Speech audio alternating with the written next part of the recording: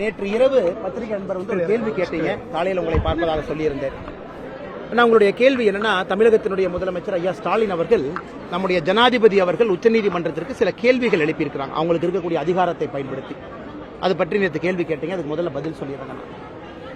ஆனா குறிப்பா தமிழக மக்களுக்கு அரசியல் கட்சிகள் நிறைய தலைவர்கள் உங்களை குழப்பிக் கொண்டிருக்கின்றார்கள். அதை கொஞ்சம் டீட்டெயிலா பேசணும்னு நான் விரும்புறேங்க. ஐயா, உச்சநீதிமன்றத்தை பொறுத்தவரை உச்சநீதிமன்றத்திற்கு என்ற அதிகாரம் இருக்கிறது, ஆளுநருக்கு என்ற அதிகாரம் இருக்கிறது, ஜனாதிபதிக்கு என்ற அதிகாரம் இருக்கிறது, முதலமைச்சருக்கு என்ற அதிகாரம் இருக்கிறது.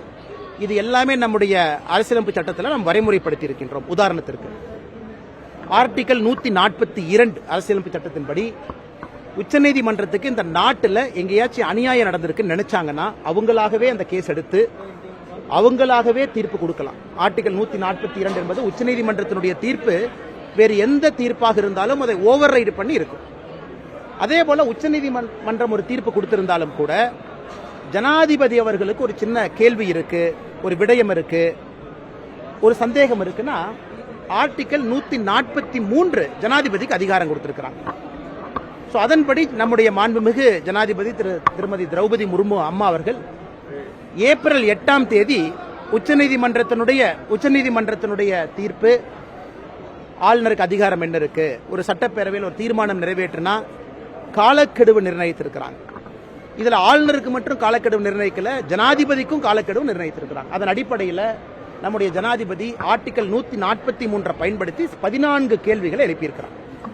14 கேள்விகள் என்ன பொருள்னா, ஜனாதிபதிக்கு நீங்க கெடு நிர்ணயிக்கலாமா? அது மட்டும் இல்ல, 13 கேள்விகள்ல உண்மையான அரசியலமைப்பு சட்டத்தில் ஆர்டிகல் 200 என்ன சொல்லுது, அதாவது ஆளுநருக்கு அளிக்கப்பட்டிருக்கக்கூடிய தனி அதிகாரம். இப்ப 143 பயன்படுத்தி ஜனாதிபதி ஒரு கேள்வி கேட்கும் பொழுது உச்சநீதிமன்றம் என்ன செய்யணும்னா, ஆர்டிகல் 145 பயன்படுத்தி குறைந்தபட்சம் 5 நீதிபதிகள் இருக்கக்கூடிய அமர்வு அமைக்கணும். 5 நீதிபதி இருக்கலாம், 7 நீதிபதி இருக்கலாம், கான்ஸ்டிடியூஷனல் பெஞ்ச். இன்னைக்கு நம்முடைய ஜனாதிபதி அவர்கள் கேட்டதுல எந்த தவறும் இல்லை என்பதை தமிழக மக்கள் உணர்ந்து கொள்ள வேண்டும். நம்முடைய முதலமைச்சர் அவர்கள் தேவையில்லாம குழப்பறாங்க.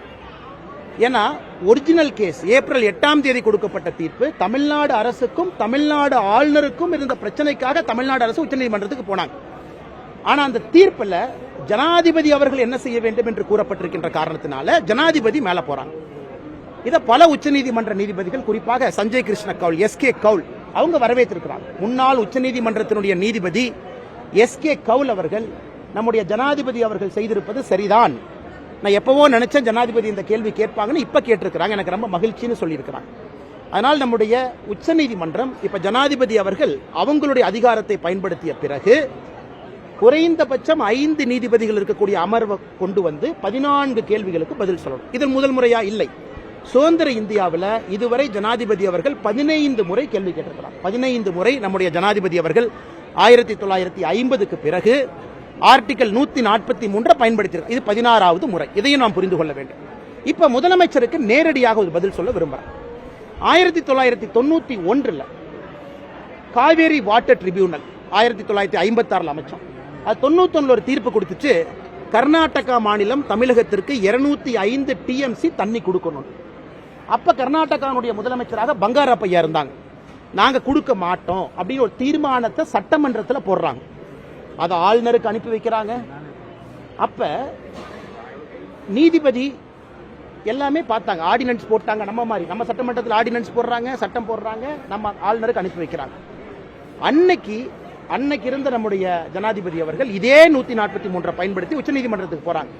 கர்நாடகா சட்டசபையில் போட்டிருக்கக்கூடிய தீர்மானம் செல்லுமா செல்லாதான்? அதனால முதலமைச்சர் புரிந்து கொள்ள வேண்டும், அன்னைக்கு உச்சநீதிமன்றத்தினுடைய 5 நீதிபதி கொண்ட அமர்வு அதெல்லாம் ஸ்டடி பண்ணிட்டு இல்லை, நாங்க மேலிருந்து தண்ணி கொடுங்கன்னு சொன்னதுக்கு அப்புறம் கர்நாடகாவுடைய சட்டப்பேரவைக்கு அதிகாரம் இல்லை, அந்த தண்ணியை பிளாக் பண்றதுக்கு அதிகாரம் இல்லை, அதனால 205 டிஎம்சியை கொடுத்தாக வேண்டும் என்று அன்னைக்கு சொன்னாங்க. அன்னைக்கு 143 பயன்படுத்த பொழுது நம்முடைய முதலமைச்சருக்கு இனித்தது.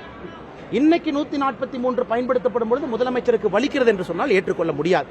சுதந்திர இந்தியாவில் 15 முறை பயன்படுத்தி இருக்கின்றார்கள். 16வது முறை ஏன் சங்கர் தயாள் சர்மா அவர்கள் இந்தியாவுடைய ஜனாதிபதியாக இருக்கும் பொழுது ராம் டெம்பிள் இடத்துல உண்மையாலும் மாஸ்க் முதல்ல இருந்துச்சா, கோவில் முதல்ல இருந்துச்சா அப்படிங்கிற கேள்வியும் 143 பயன்படுத்தினாங்க. அப்ப உச்சநீதிமன்றம் பதிலளிக்க மறுத்து விட்டாங்க. இன்னைக்கு உச்சநீதிமன்றத்தில் இருக்கு, திரும்ப கேட்கலாம் கேள்வியை ரீஃப்ரேம் பண்ணலாம். அதனால் இந்தியாவில் ஜனநாயகம் சிறப்பாக இருக்கிறது. உச்சநீதிமன்றம் அதனுடைய வரம்புக்குள்ள வேலை பார்க்கறாங்க, ஜனாதிபதி அவங்க வரம்புக்குள்ள வேலை பார்க்கறாங்க. அதனால் கேட்டிருக்கக்கூடிய கேள்விகள் 14 கேள்விகளுக்கு உச்சநீதிமன்றத்தினுடைய குறைந்தபட்சம் 5 நீதிபதி அமர்வு பதில் சொல்ல போறாங்க. அதனால் எதற்காக நம்முடைய முதலமைச்சர் தேவையில்லாத இருக்கிறாங்க? அன்னைக்கு கர்நாடகா தண்ணி கொடுக்க முடியாது என்று சொன்ன பொழுது இதே 143 தமிழகத்திற்கு பயன்பட்டது. இதே 143 மூலமாகத்தான் தமிழகத்திற்கு 205 டிஎம்சி தண்ணி வந்துச்சு. இன்னைக்கு எப்படி தமிழகத்திற்கு எதிராக போகும்? நரேந்திர மோடி ஐயாவுடைய ஆட்சியில் ஜனாதிபதி 143 ஆர்டிகளை பயன்படுத்தும் பொழுது எப்படி தமிழகத்திற்கு எதிராக போகும்? அதனால் பத்திரிகை நண்பர்களுக்கு விலாவரியாக இந்த பதிலை சொல்ல வேண்டும் என்று நாங்கள் நினைக்கின்றோம், கடமைப்பட்டிருக்கின்றோம். அதனால் ஜனநாயகம் சரியாக இருக்கிறது. ஜனநாயகம் சரியா இருக்கிற காரணத்தினாலதான் உச்சநீதிமன்றத்தினுடைய தீர்ப்பையும் மதித்து ஜனாதிபதி அவர்கள் அந்த கேள்விகளை கேட்டிருக்கிறாங்க. ஜனாதிபதி அதிகாரம்